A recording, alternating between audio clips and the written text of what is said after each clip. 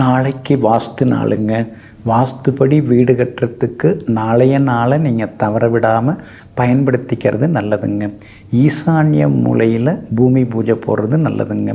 பொதுவாக அந்த மண்ணோட பழகக்கூடியவங்க இருக்காங்க இல்லைங்களா, இப்போ மேஸ்திரி இருக்காங்க, கொத்தனார் இருக்காங்க, அவங்கள வச்சு அதை முறைப்படி நாம் செய்கிறது ரொம்ப நல்லதுங்க. பலவிதமாக நவீனமாக நாம் பூஜைகள்லாம் மேற்கொள்ளலாம். ஆனால் இருந்தாலும் அந்த பழமையான முறைகள் இருக்கு இல்லைங்களா, அதுக்குன்னு ஒரு மகிமை, அதுக்குன்னு ஒரு தனி சக்தி என்றைக்குமே உண்டுங்க. நாளைய தினம் காலை 8:54 9:30 பூமி பூஜை போகிறது ரொம்ப ரொம்ப விசேஷங்க. வாஸ்துபடி வீடு கட்ட தொடங்கிறதுக்கு நாளைக்கு நல்ல காலம்ங்க. அதே மாதிரி பார்த்திங்கன்னா சிற்ப சாஸ்திரம் என்று சொல்லக்கூடிய மனையடி சாஸ்திர நூல் ரொம்ப பழமையான நூல். அந்த நூலில் வெண்பாக்கள் தான், வெண்பாவால் பலன்கள் பாடப்பட்டிருக்கிறது. தமிழ் அருந்தமிழ். அந்த அருந்தமிழ் நம்ம புரிஞ்சுக்கணும்னா நமக்கு தமிழறிவும் இருக்கணுங்க. அப்படிப்பட்ட அருந்தமிழ் நூலாக வெண்பாவில் நாம் அர்த்தங்கள் புரிஞ்சுக்கிறது ரொம்ப ரொம்ப கடினம். அந்த நூலில் சில அரிதான விஷயங்கள் எல்லாமே சொல்லப்பட்டிருக்குங்க.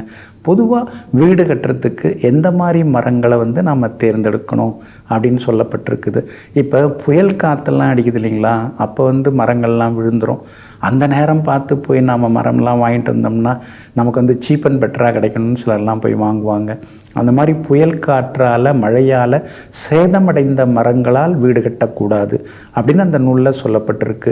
அப்புறம் கோவிலில் இருக்கக்கூடிய மரங்களை கொண்டு அதாவது வழிபாட்டு ஸ்தலங்களில் இருக்கக்கூடிய மரங்களை கொண்டு அதை வீடு கட்டுறதுக்கு பயன்படுத்தக்கூடாது. அதுக்கு அடுத்தது பார்த்திங்கன்னா அதாவது தீப்பட்ட மரங்கள்லாம் இருக்கும் இல்லைங்களா, அதாவது எரிந்து பாதி எரியாமல் இருக்கக்கூடிய மரங்கள், அதையும் நாம் கொண்டு பயன்படுத்தக்கூடாது. மயானத்தில் இருக்கும் மரங்கள், மயானத்துக்கு மிக அருகில் இருக்கக்கூடிய மரங்கள், அதையும் கொண்டு நாம் வீடு கட்ட தொடங்கக்கூடாது. இந்த மாதிரி மரங்களால் நாம் ஒரு வீட்டுக்கான கதவு செய்கிறதோ ஜன்னலோ செய்கிறோம்னா, அருகால் செய்கிறோம், நிலம் வைக்கிறோம் அப்படின்னா செல்வம் தேய்ந்து விடும். அதாவது மிகப்பெரிய செல்வந்தனாக இருந்தால் கூட அவங்களுடைய செல்வம்லாம் அழிஞ்சு போயிடும், ஆயுள் குறையும், வம்சம் விருத்தி அடையாமல் போயிடும் அப்படின்லாம் அந்த நூலில் சொல்லப்பட்டிருக்கு. இதெல்லாம் முடிஞ்ச வரைக்கும் நாம் பின்பற்றணும்னா நலமாக இருக்குங்க. அதே மாதிரி வீட்டு வாசலில் என்னென்ன இதெல்லாம் இருக்கக்கூடாது, என்னென்ன மரங்கள் இருக்கக்கூடாதுன்னு சொல்லப்பட்டிருக்கு. பருத்தி இருக்கக்கூடாது, அத்தி மரம் இருக்கக்கூடாதுன்னு சொல்லப்பட்டிருக்கு. அதே மாதிரி பனை மரம் வீட்டு வாசலில் இருக்கக்கூடாது அப்படின்னு சொல்லப்பட்டிருக்கு. அதுக்கடுத்தது நாவல் மரம் இருக்கக்கூடாது, நெல்லி மரம் இருக்கக்கூடாதுன்னு சொல்லப்பட்டிருக்கு. சிலர் நெல்லி மரம் இருந்தால் லக்ஷ்மி கடாட்சம் வரும் அப்படின்னு சொல்லியிருக்காங்க.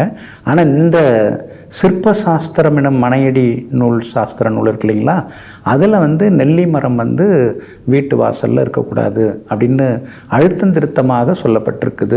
அப்புறம் எருக்கு இருக்கக்கூடாது, புளிய மரம் இருக்கக்கூடாது. இதெல்லாம் வீட்டு வாசல் முன்னால் இருந்ததுன்னா லக்ஷ்மி வெளியில் போயிடுவா, அந்த மனையும் பாழாகும் அப்படின்னு எல்லாமே அந்த நூலில் சொல்லப்பட்டிருக்குதுங்க. அப்புறம் அந்த மரங்களில் எப்படி இழைக்கணும் அப்படின்னு கூட அந்த நூலில் சொல்லப்பட்டிருக்கு.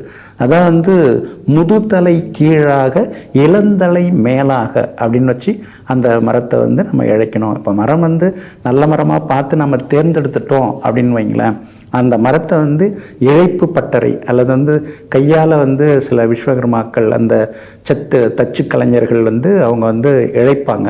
அது எப்படி இழைக்கணும்னா, அதாவது அந்த மரத்தினுடைய அடிப்பகுதி கீழே இருக்கணும், நுனிப்பகுதி மேலே இருக்கணும், அப்படி வச்சு இழைக்கணும்.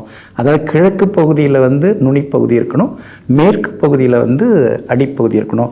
இதெல்லாம் கூட சொல்லப்பட்டிருக்கு. இப்படி நுணுக்கமான பல விஷயங்கள் சொல்லப்பட்டிருக்கு. அதனால தாங்க இதெல்லாம் பின்பற்றதுனால தான் பாருங்கள், 2000 வருஷத்துக்கு முற்பட்ட 3000 வருஷத்துக்கு முற்பட்ட கட்டப்பட்ட சில வீடுகள், சில கோவில்கள் இதெல்லாம் இன்னமும் இருக்குது பாருங்கள். நம்ம கண்ணால் தான் பார்த்துட்டு இருக்கோம். அப்போது முறைப்படி சாஸ்திர நிபுணர்களை வைத்து மரங்களை தேர்ந்தெடுத்து மரங்களை இழைத்து திதி நட்சத்திரங்கள் பார்த்து எல்லாமே அமைச்சிருக்காங்க. அதனால் நாமும் முடிஞ்ச வரைக்கும் அப்படியே போய் அப்படியே மரத்தை கொண்டு அப்படியே பண்ணாமல் அதை விஸ்வகர்மா மூலமாக தேர்ந்தெடுத்து அதுக்கு பிறகு நாம் அதெல்லாம் கதவுகளோ அல்லது ஜன்னல்களோ அதுக்கடுத்தது வீட்டு உடைமைகளோ செய்யும் பொழுது நிச்சயமாக அந்த வீடு அழியாமல் காலம் காலமாக நிலைத்து நிற்குங்க. நெஞ்சிற்கினியவர்களே, மங்களவாரமாகிய இன்றைய நாள் உங்களுக்கு மகிழ்ச்சியையும் மன நிறைவையும் அள்ளித்தரும் அதிர்ஷ்டகரமான நாளாக அமையட்டும். மீண்டும் நாளை காலை சந்திப்போம். நன்றியுடன் உங்கள் ஜோதிட முனைவர் KP வித்யாதரன். வணக்கம்.